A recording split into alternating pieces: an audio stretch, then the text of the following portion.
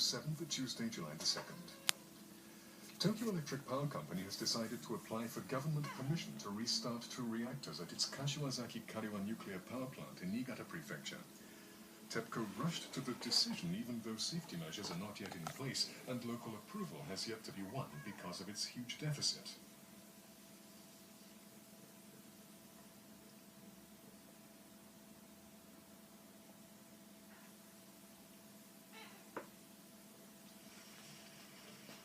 TEPCO President Naomi Hirose met with reporters this afternoon.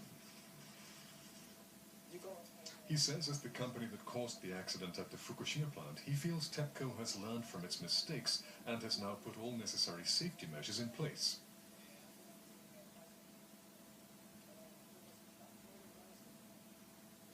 Hirose says after the government's new safety standards go into effect, TEPCO will apply as soon as possible for government screening of the number 6 and 7 reactors. The Kashiwazaki-Kariwa nuclear power plant has 7 nuclear reactors and has the largest output in the world. After the March 2011 accident in Fukushima, the operations of all 7 reactors were halted until March last year. The board of directors officially decided today to apply for government safety screening to restart the newest number 6 and 7 reactors. They say they plan to make this move as soon as possible after the government's new safety standards go into effect on Monday.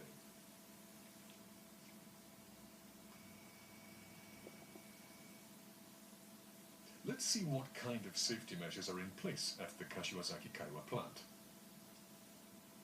The government's new standards require filter vents which release pressure in containment vessels while limiting the emission of radioactive substances. Work to install them has begun at the number 6 and 7 reactors, and TEPCO aims to complete the process by the end of next March. TEPCO has completed the construction of a breakwater that stands 15 meters above sea level. But it has yet to disclose a required prediction of the maximum height of a tsunami that's assumed to arrive. Another issue is faults that lie below the number 6 and 7 reactors. The new government standard will not allow the restart of operations if they are active faults. So it remains to be seen what kind of decision the screening committee will make. TEPCO caused the accident at its plant in Fukushima, but is still in such a rush to restart other reactors. Behind this are its financial difficulties. The firm posted more than 680 billion yen in losses in the year through March due to increased fuel costs at its thermal power plants. The firm is required to return to the black by March of next year as a precondition for receiving an injection of public funds and loans from banks to rebuild its finances. Amid such conditions, the utility sees the restart of the reactors at the Kashiwazaki-Kariwa plant as the key to improving its performance. It says by operating 1 nuclear reactor, it can cut fuel costs by 10 billion yen a month, so it's pressed for time.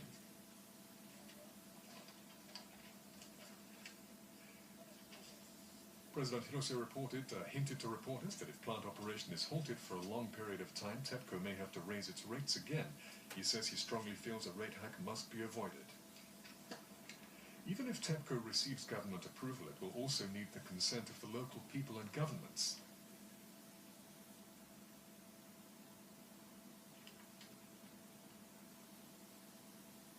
Niigata Governor Hirohiko Izumida says this is a total disregard of local views.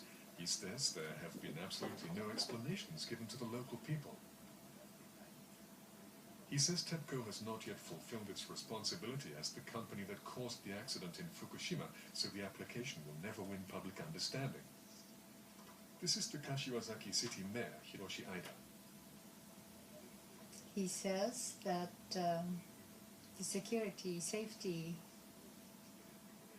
is the most important thing, so he also would like to get explanation needs to understand.